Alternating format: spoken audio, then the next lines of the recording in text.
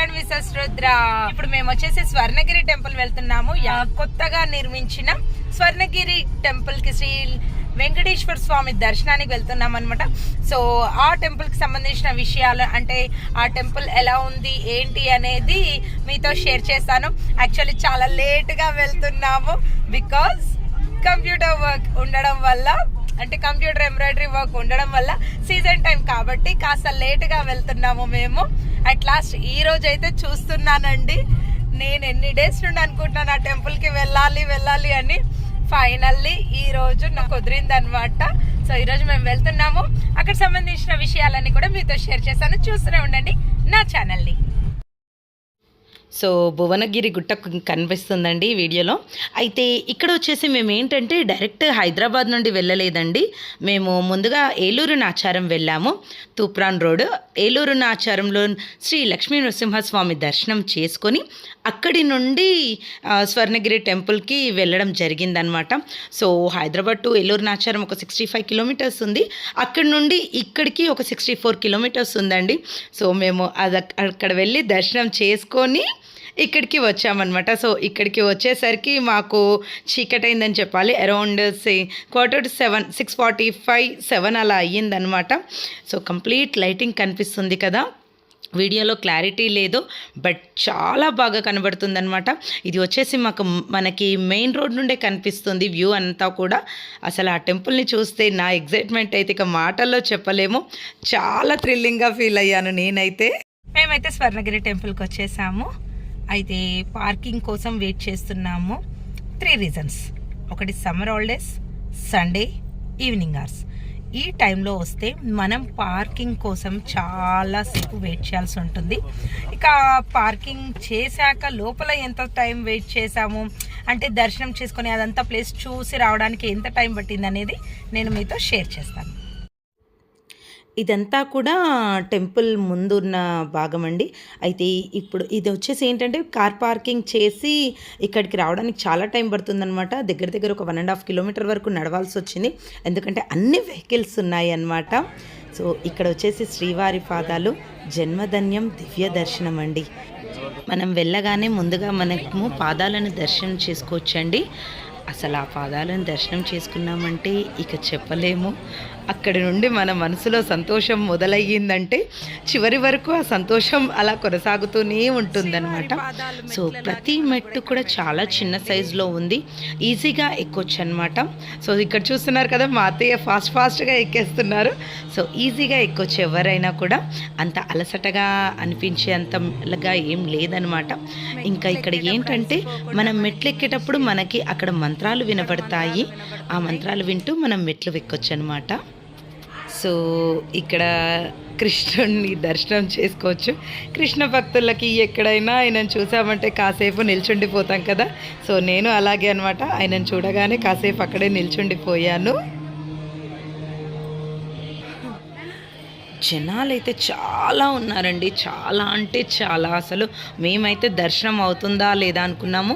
ఇంకా మా ముందు కూడా చాలా వరకు బయట మొక్కుకొని వెళ్ళిపోయారు. లేదు కాదు, చాలా రష్ ఉన్నారని వెళ్ళిపోయారు. మాకైతే తిరుపతి గుర్తొచ్చిందని చెప్పాలి. అసలు కాలు పెట్టే ప్లేస్ లేదనమాట, చాలా జనాలు ఉన్నారు. అయితే మనకి ఇక్కడ ఎంట్రన్స్లోనే మనకి లోపలికి వెళ్ళగానే మనకి వినాయకుని దర్శనం అవుతుందన్నమాట. సో అక్కడ నుండి లైన్లో మనము శ్రీ వెంకటేశ్వర స్వామి దర్శనం చేసుకోవడానికి వెళ్ళాలి.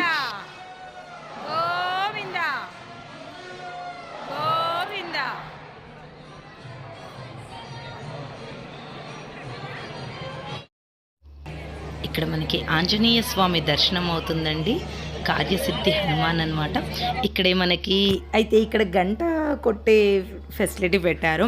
అయితే చాలా బరువు ఉందండి. చాలామంది కలిసి కొట్టాలన్నమాట.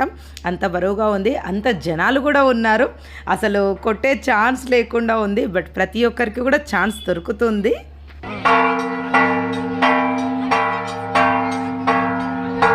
జన్మధన్యం దివ్య దర్శనం అని ఊరికే అనలేదండి, ఆ స్వామివారి దర్శనం కలగగానే అసలు చెప్పలేని సంతోషం కలిగింది మాకైతే.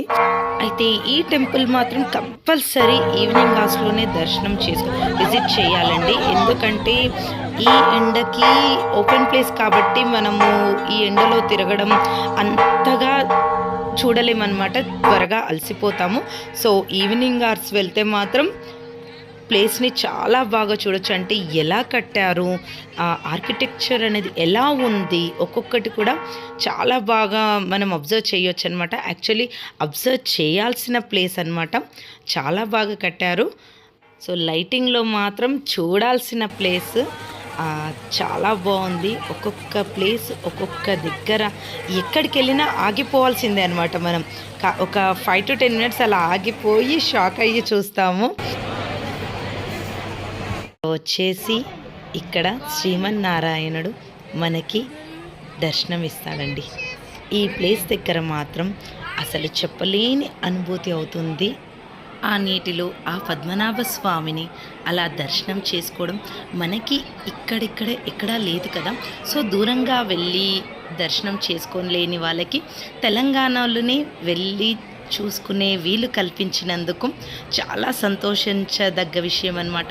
అంతేకాకుండా ఈ వీలు కల్పించిన వాళ్ళందరికీ కూడా మనస్ఫూర్తిగా కృతజ్ఞతలు తెలుపుకోవాలండి. అంత బాగుందన్నమాట ఈ ప్లేస్. సో ఈ టెంపుల్ని అయితే ఈవినింగ్ అవర్స్ విజిట్ చేయండి. ఎందుకంటే డే టైంలో ఈ సమ్మర్లో అయితే డే టైంలో చేసుకోవడం కష్టమవుతుందన్నమాట. సో కంపల్సరీగా విజిట్ చేయాల్సిన ప్లేస్ అండి. అట్ లాస్ట్ మాకు దర్శనం అయ్యిందండి. బట్ సండే కారణంగా సమ్మర్ హాలిడేస్ ఈవినింగ్ అబ్బా ఎంత జనాలంటే చాలా జనాలు ఉన్నారు. అయితే ఇక్కడ వచ్చేసి ఫ్రీ దర్శనం ఉంది, 50 రూపీస్ దర్శనం ఉంది, 1000 రూపీస్ దర్శనం ఉంది అనమాట. 50 రూపీస్ వచ్చేసి పర్ హెడ్ అండి, 1000 రూపీస్ వచ్చేసి 4 మెంబర్స్కి 1000 రూపీస్. అయితే ఆ టికెట్ తీసుకున్న వాళ్ళకి స్వామివారి ప్రతిమ ఉన్న ఫోటో ఇస్తారు, మళ్ళీ షాల్వా అండ్ ప్రసాదం కూడా ఇస్తారనమాట. సో 1000 రూపీస్కి ఆ ఫెసిలిటీ ఉంది. బట్ 1000 రూపీస్లోనే చాలా జనాలు ఉన్నారు. నిజం చెప్పాలంటే 50 రూపీస్ దర్శనం అయితే ఫ్రీగా ఈజీగా వెళ్ళిపోయి దర్శనం అయింది. మాకైతే చాలా తొందరగా అయింది. జనాలను చూసి చాలా భయపడ్డాము. అసలు దర్శనం అవుతుందా లేదంటే బయట నుండి మొక్కుకొని వెళ్ళాలా ఏంటి అనుకున్నాము. బట్ హాఫ్ అన్ అవర్లో దర్శనం అయిపోయిందండి. చూడదగ్గ ప్రదేశం, అసలు ఎంత కన్నుల పండుగగా ఉంటుందంటే అంత బాగా నిర్మించారు. అసలు ప్రతి ఒక్కరు టైం తీసుకొని కంపల్సరీ విజిట్ చేయాల్సిన ప్లేస్ అండి. ప్రతి ఒక్క ప్లేస్, ప్రతి ఒక్క నిర్మాణం కూడా మనం కనులారా వీక్షించాలన్నమాట. అంత బాగుంది. సో ఈ వీడియో మీ అందరికీ సంతోషాన్ని ఇస్తుందని, యూజ్ అవుతుందని నేను అనుకుంటున్నాను. నా వీడియో కనుక మీకు నచ్చినట్లయితే లైక్ చేయండి, షేర్ చేయండి, కమెంట్ చేయండి. నా ఛానల్ సబ్స్క్రైబ్ చేయడం మాత్రం మర్చిపోకండి. సో ఈ సమ్మర్ హాలిడేస్లో ఈవినింగ్ అవర్స్లో టైం తీసుకొని వీలైనంత వరకు అందరూ కూడా ఈ ప్లేస్ని చూడడానికి ట్రై చేయండి. నెక్స్ట్ వీడియోలో మళ్ళీ కలుస్తాను. అప్పటి వరకు బాయ్.